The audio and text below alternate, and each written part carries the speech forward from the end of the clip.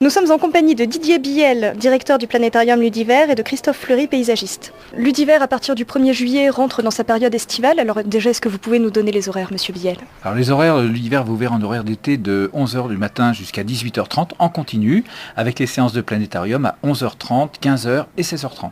Vous avez prévu des activités pour animer l'été? Quelles sont-elles? Alors oui, tous les ans, nous avons des ateliers pour les enfants, des ateliers Les Curieux de l'espace. Nous avons renforcé la quantité d'ateliers vu la demande. Donc pratiquement tous les jours, il y a des animations pour les familles à Ludiver, avec des temps forts. Le 16 et 17 juillet, le festival des fusées à eau, le 5e festival, donc 5e édition. Ça marche très très bien.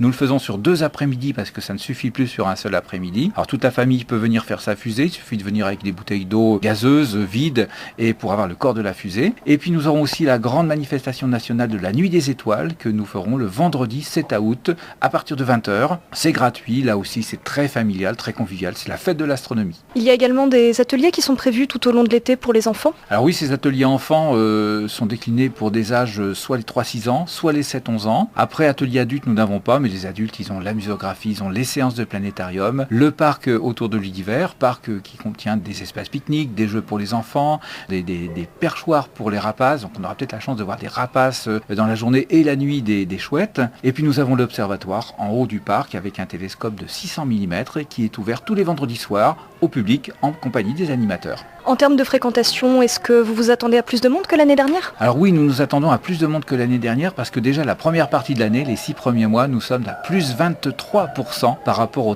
à la moyenne des 3 dernières années. Donc c'est une vraie réussite. Ludiver est en décollage très fort au niveau de la fréquentation. La satisfaction est toujours au rendez-vous et notre public en parle de plus en plus. Donc on a une communication qui se fait pratiquement tout seul, en plus des communications des médias. Alors vous avez également une exposition sur les météorites avec une nouveauté, Toucher l'espace. En quoi est-ce que ça consiste? Alors l'exposition Météorites des trésors venus de l'espace, qui est visible pour la première fois en Basse-Normandie, c'est de la collection Alain Carion, le grand collectionneur national. Et dedans, nous avons intégré tout dernièrement un nouveau produit qui s'appelle Toucher l'espace. Vous pourrez réellement toucher un morceau de Lune, un morceau de la planète Mars et un morceau d'astéroïde. Alors vous me direz, mais comment ça se fait alors que personne n'est allé sur Mars pour l'instant? Eh bien, lors de collisions gigantesques par le passé, des cailloux ont été éjectés dans l'espace, autant de la Lune que de Mars, se sont promenés dans le système solaire et un jour sont tombés sur la planète Terre sous la forme de météorites. Et là, ce sont des morceaux de ces météorites qui sont dans cette vitrine spéciale, sécurisée bien sûr, mais où vous pouvez passer le doigt et vous touchez donc réellement un morceau de Lune, un morceau de Mars, un morceau d'astéroïde. Disons réellement parce que l'analyse des gaz qui sont dans ces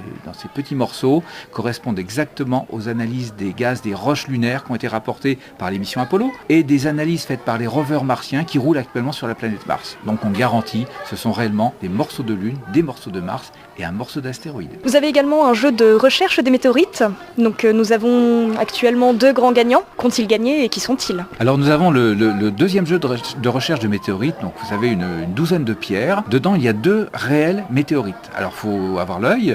On peut s'aider de tous les conseils qu'il y a dans l'exposition pour arriver à reconnaître une météorite. Donc sur 300 participants au jeu, il y a 6 participants qui ont trouvé les 2 vraies météorites et puis 86 autres personnes qui n'en ont trouvé qu'une seule. Donc malheureusement eux n'ont pas gagné. Donc sur les 6 gagnants qui ont trouvé les 2 météorites, ils gagneront une entrée gratuite à Ludiver pour la famille, une entrée famille, valable 1 an. Et pour les 2 gagnants tirés au sort par une main innocente, une petite demoiselle qui était là avec nous tout à l'heure, eh bien ce sera un pendentif en réelle météorite Campo de Cielo, de la météorite sidérite qui est tombée en Amérique du Sud, offerte par M. Carion, le collectionneur qui nous fait le plaisir de mettre son exposition à Ludiver. Et donc Justine Canard de Saint-Laurent-du-Mont dans le Calvados a gagné un pendentif météorite et Ronan Le Breton de Tréauville a aussi gagné un pendentif météorite. Et donc nous allons relancer un 3e jeu de recherche de météorites. Bien sûr, nous allons changer toutes les pierres et les météorites. Et donc ce jeu va démarrer cette semaine et va courir jusqu'à la fin des grandes vacances. Et pour ceux qui n'auraient pas gagné, s'ils veulent s'offrir un de ces pendentifs, comment font-ils?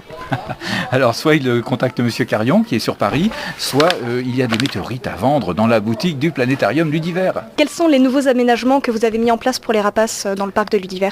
Donc des perchoirs pour remplacer les raticides qui étaient mis en place sur le site de Ludiver et donc pour attirer les faucons cresserelles, les buses et aussi les chouettes pour les rapaces nocturnes. Et puis un nichoir aussi sur le site de Ludiver pour éventuellement avoir une nichée de faucons en espérant.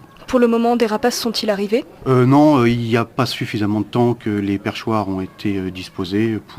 Il faut quand même un petit peu de temps qu'ils s'adaptent à ces nouveaux perchoirs. Éventuellement, bientôt, des nichoirs à chauves-souris vont être aussi disposés. Et comment est-ce que vous comptez faire venir les rapaces? Ils vont venir tout seuls parce que c'est quand même un site qui n'y a aucun produit phytosanitaire, ni herbicide, ni fongicide, ni quoi que ce soit, donc où il y a quand même beaucoup de rongeurs. Et donc les rapaces sont attirés naturellement par ces rongeurs-là. Est-ce que vous voyez quelque chose à ajouter, messieurs Fleury et Biel? Pour moi non, je crois que l'Udiver est tout à fait prêt à démarrer la saison après avoir reçu énormément de scolaires. Là, nous terminons avec les scolaires et nous allons embrayer avec les touristes. Que le beau temps continue comme ça, c'est parfait pour le planétarium l'Udiver.